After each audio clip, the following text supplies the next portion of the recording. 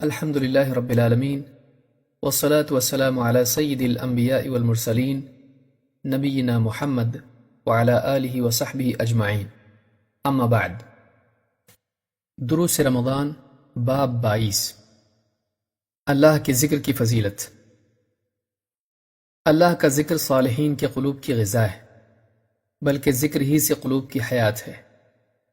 ابن تیمیہ رحمہ اللہ فرماتے ہیں، آدمی کا دل اللہ کے ذکر کا اسی طرح محتاج ہے جس طرح مچھلی پانی کی محتاج ہوتی ہے۔ دیکھ لو، مچھلی کو پانی سے الگ کر دیا جائے تو اس کا کیا حال ہوتا ہے۔ مچھلی پانی کے بغیر جی نہیں سکتی۔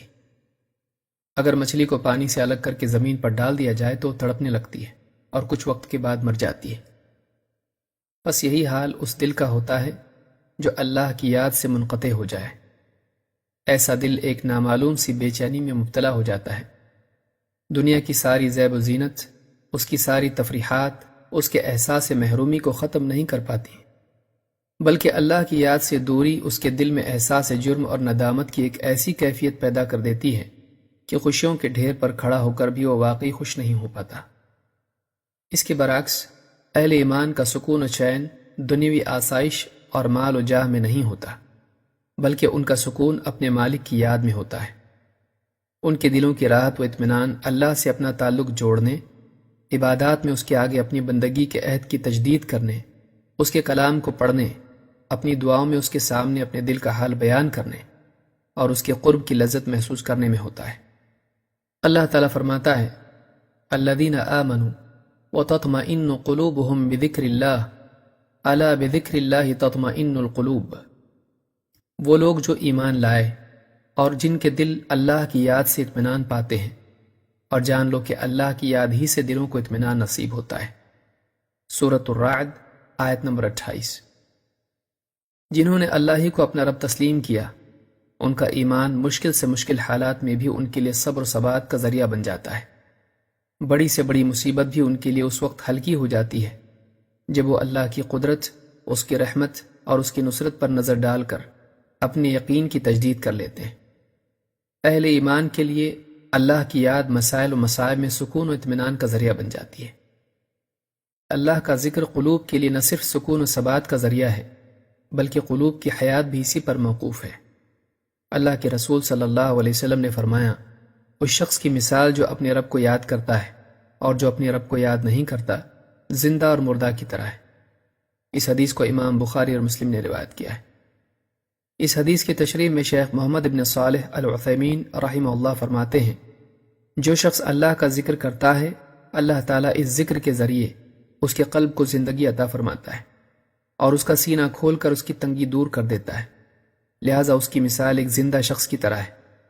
اس کے برعکس جو شخص اللہ کو یاد نہیں کرتا، اس کے دل کو کبھی اطمینان نصیب نہیں ہوتا اور نہ ہی اسے اسلام پر شرح صدر نصیب ہوتا ہے۔ بس اس کا حال ایک بے حس مردے کی طرح ہو جاتا ہے۔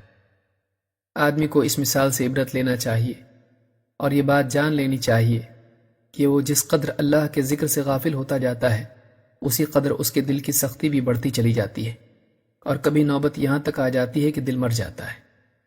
ابن قیم رحمہ اللہ فرماتے ہیں، اس میں کوئی شک نہیں کہ غافلین کے جسم ان کے دلوں کے لیے قبروں کی طرح ہیں اور ان کے دل ان جسموں میں بے جان مردوں کی طرح پڑے ہیں۔ لہٰذا رمضان المبارک میں ضروری ہے کہ دوسرے اعمال کے ساتھ ساتھ ہم اللہ تعالیٰ کے ذکر کا بھی اہتمام کریں اور اس کی حمد و ثنا، تسبیح و تکبیر کو اپنی قلوب کی حیات کا ذریعہ بنائیں، بلکہ ہم اللہ کے ذکر کے اس قدر عادی ہو جائیں کہ موت کے وقت بھی بلا مشقت زبان پر اللہ کا ذکر جاری ہو جائے۔ معاذ بن جبل رضی اللہ تعالیٰ عنہ فرماتے ہیں، میں نے اللہ کے رسول صلی اللہ علیہ وسلم سے پوچھا، اللہ تعالیٰ کے نزدیک تمام اعمال میں سب سے محبوب ترین عمل کیا ہے؟ آپ نے فرمایا، تجھے اس حال میں موت آئے کہ اللہ کے ذکر سے تیری زبان تر و تازہ ہو۔ اس حدیث کو امام ابن حبان، طبرانی اور امام البیہقی نے شعب الایمان میں روایت کیا ہے۔ اللہ تعالیٰ کا ذکر اللہ کے عذاب سے نجات کا ذریعہ ہے۔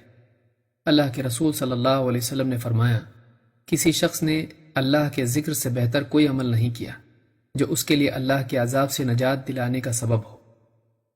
اس حدیث کو امام احمد نے اور اسی طرح سے امام الطبرانی نے اپنی کتاب الاوسط اور الصغیر میں روایت کیا ہے۔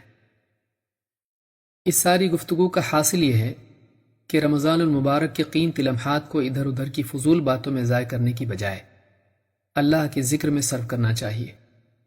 اپنی زبان کو مخلوق کے تذکروں میں تھکانے کی بجائے صبح و شام اور عام اوقات میں بھی اللہ تعالیٰ کی تسبیح و تحمید اور تکبیر و تحلیل کا اہتمام کرنا چاہیے، اور موت سے پہلے آخرت کے لیے نیکیوں کا ذخیرہ جمع کر لینا چاہیے۔ اقول هذا واستغفر اللہ لی ولکم۔